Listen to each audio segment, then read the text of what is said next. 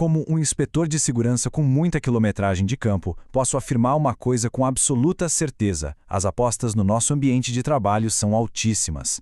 Principalmente quando a gente lida com ameaças que simplesmente não dá para ver. Na nossa análise de hoje, vamos conduzir uma verdadeira auditoria técnica.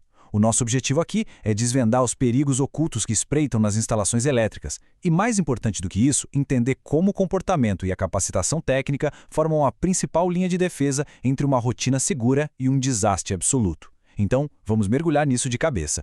A nossa agenda de hoje é super direta. Tópico 1. A base. Perigo versus risco. 2. Mapeamento de riscos ambientais. 3. A ameaça elétrica oculta. 4. A causa raiz, que é o erro humano. E, finalmente, o 5. Prevenção, supervisão e manutenção. Muito bem, começando pelo começo. Tópico 1. A base. Perigo versus risco. Como profissionais da área, a gente sabe que é impossível mitigar ou controlar algo que não conseguimos nem definir direito, certo? E é alarmante ver a frequência com que esses dois termos são confundidos no dia a dia das operações. Funciona assim: o perigo é a nossa condição de base, é a fonte do problema. A gasolina parada em 1 galão é um perigo. A energia correndo solta num painel elétrico é um perigo. Já o risco, por outro lado, é a consequência ativa. É a probabilidade daquela condição de base dar muito errado somada ao tamanho do estrago. Ou seja, a gasolina é o perigo, mas o incêndio ou a explosão é o risco. A eletricidade é o perigo, mas levar um choque ou encarar um arco elétrico, bom, esses são os riscos reais.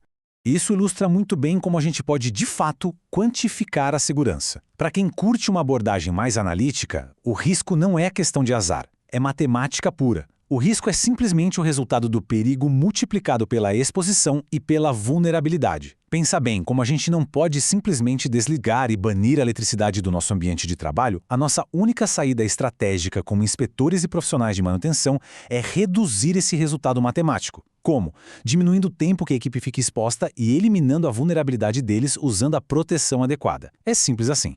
Avançando na nossa auditoria. Tópico 2. Mapeamento de riscos ambientais. Antes mesmo de pensar em abrir a porta de um painel elétrico, a regra de ouro é ler o ambiente ao redor.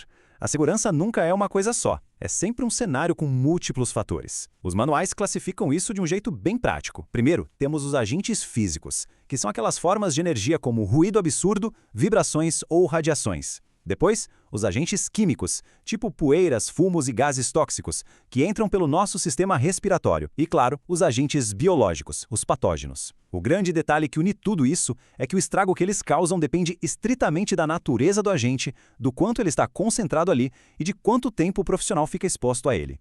E agora chegamos ao nosso foco principal. Tópico 3. A ameaça central, o perigo elétrico oculto. O grande e assustador desafio da eletricidade é que, na maior parte do tempo, ela não tem cheiro, não faz nenhum barulho e é absolutamente invisível até o exato segundo em que já é tarde demais. Quando a gente fala da magnitude de um arco elétrico, os números são de arrepiar. Não é só uma faísca, estamos falando de uma explosão de energia que irradia temperaturas de 6.000 graus até absurdos 30.000 graus Celsius. Para colocar isso numa escala compreensível, a pele humana só aguenta até 1,2 calorias por centímetro quadrado antes de fritar com danos irreversíveis. Além desse calor surreal que incendeia qualquer roupa comum na hora, os condutores derretem, emitindo vapores de metal e arremessando o material violentamente contra quem estiver na frente. É um cenário de catástrofe total. E para sair um pouco da teoria e ir para a prática, basta observar as evidências que a gente encontra nas inspeções de campo, como o que temos aqui. Um cabo não chega a esse nível extremo de deformação da noite para o dia. O superaquecimento crônico vai literalmente cozinhando e destruindo a isolação, que, convenhamos, é a última barreira entre um sistema funcionando e um incêndio gigantesco. E não tem atalho para evitar isso, viu? O segredo é fazer termografias de rotina e garantir um balanceamento de cargas perfeito no painel. Tem que matar o problema muito antes da isolação começar a derreter. Agora, preste muita atenção neste alerta, porque talvez seja a informação mais crítica sobre choques elétricos. Sabe aquele hábito de achar que é só ir lá e desligar o disjuntor do painel e colocar a mão com segurança? Pois é, isso não basta.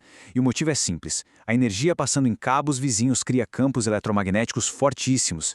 Esses campos conseguem induzir uma tensão letal em um circuito que você tem certeza que estava desligado. Aquele cabo morto vira uma armadilha silenciosa. É exatamente por isso que usar detectores de tensão antes de qualquer toque não é boa prática. É regra básica de sobrevivência. O que nos leva ao tópico 4, a causa raiz, o erro humano. Quando a gente investiga um incidente feio, é raríssimo esbarrar num acidente genuinamente imprevisível. Na esmagadora maioria das vezes, o que a gente descobre é um baita de um efeito dominó de falhas na gestão e na capacitação técnica. E a cadeia é super previsível. Tudo sempre começa com uma baita falta de conhecimento básico que gera uma falha crônica no treinamento daquela equipe. Aí você pega essa equipe mal treinada e coloca sobre uma supervisão fraca ou inexistente.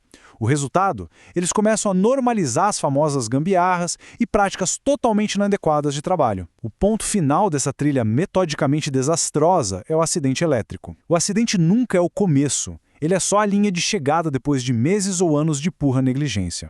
E o resultado físico, a prova incontestável dessa cadeia de erros que a gente acabou de discutir, é exatamente esse tipo de cenário precário que encontramos aos montes por aí. Fios totalmente expostos, conexões feitas de qualquer jeito, zero isolação e um desrespeito gritante por qualquer norma técnica existente. Vamos ser claros, isso aí não é o equipamento falhando. Isso é uma falha direta e grotesca da supervisão e da manutenção predial. Quando a gestão fecha os olhos e deixa a instalação chegar nesse ponto, o ambiente de trabalho vira, literalmente, um campo minado. Só precisa de um único erro de operação para tudo ir pelos ares. Tópico 5 e a nossa reta final: prevenção, supervisão e manutenção. Então, como é que a gente quebra essa corrente de erros e protege quem está na linha de frente? Com engenharia de verdade. Para evitar as tragédias de um arco elétrico, a gente precisa exigir o uso de dispositivos de abertura sob carga e chaves de aterramento que aguentem o tranco de um curto-circuito. Na parte da estrutura, os corredores onde o pessoal opera têm que ser pensados para serem curtos, altos e bem largos, facilitando muito a fuga e a dissipação daquela energia toda. E esquece tela de proteção, a gente usa cobertura sólida e barreira robusta, e acima de tudo, o equipamento tem que ter sido testado no laboratório contra arco interno. O recado aqui é claro. Essas não são dicas valiosas, são exigências técnicas inegociáveis. Mas não se enganem, a infraestrutura mais cara e tecnológica do mundo vai falhar se as pessoas falharem. O manual é direto e reto quanto a isso. A segurança é um dever de todos no local. Não interessa se o crachá de gerente, engenheiro, chefe ou ajudante iniciante.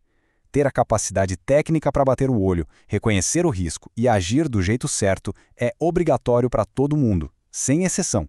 O nosso alvo não é ensinar ninguém a só apertar parafuso, é construir uma cultura de prevenção tão enraizada que elimine de vez esses erros operacionais do dia a dia. Isso nos traz para a reflexão final da nossa análise de hoje. Com tudo que a gente desempacotou aqui, desde a fórmula matemática do risco até as consequências de uma manutenção negligenciada, fica a grande questão.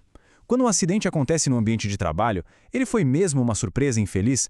Ou será que ele foi apenas a consequência trágica, porém óbvia, de vulnerabilidades que todo mundo viu e tolerou dia após dia e de treinamentos que ficaram esquecidos no fundo da gaveta? É algo para se pensar muito bem na próxima vez que vocês pisarem em uma instalação.